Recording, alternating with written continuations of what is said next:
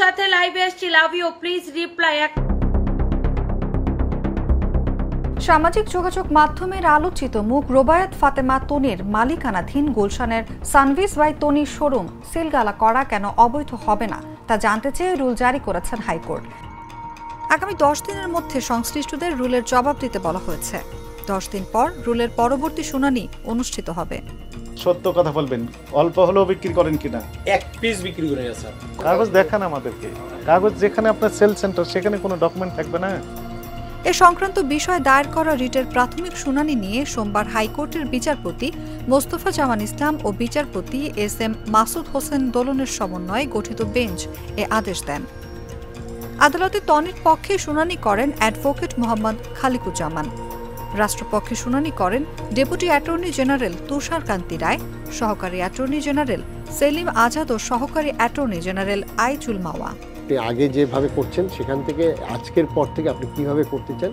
আমি এটাকে খুব পজিটিভলি নিছি, কারণ আসলে আমারও অনেক কিছু শেখার দরকার ছিল। আমার তো কোনো কাস্টমারের সাথে 2 নাম্বারই করার কোনো ইচ্ছা নাই।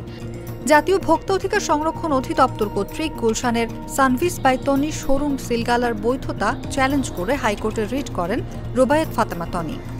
একই সঙ্গে ভোক্তা অধিকারের নামে শুধু টাকা দেওয়ার রসিদ দিয়ে এবং কোনো প্রকার দালিলিক প্রমাণ না দিয়ে 2 লাখ টাকা জরিমানা আদায় করা হয়েছে, যা অবৈধ ও বেআইনি বলে প্রতিকার চাওয়া হয়েছে রিটে। আমাদের প্রোডাক্টের সকল ডকুমেন্টস রাখতে হবে সব শোরুমে, আমাদের এলসির কাগজগুলো রাখতে হবে, বা আমরা যেখান থেকে সোর্সিং করছি তাদের এলসির কাগজগুলো রাখতে হবে, সবকিছু রাখতে হবে। হাইকোর্টের সংশ্লিষ্ট শাখায় এই রিট আবেদন করা হয়েছে বলে 22 মে রিটকারীর আইনজীবী অ্যাডভোকেট সৈয়দ খালিকুজ্জামান অরুণ জাগো নিউজকে নিশ্চিত করেছেন। গুলশান শুটিং ক্লাব এলাকার একটি মার্কেটে বিশেষ এ অভিযান পরিচালনা করেন ভোক্তা অধিদপ্তরের সহকারী পরিচালক আব্দুল জব্বার মণ্ডল।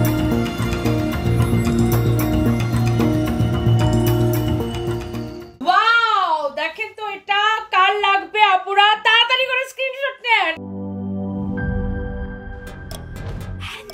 Someone new they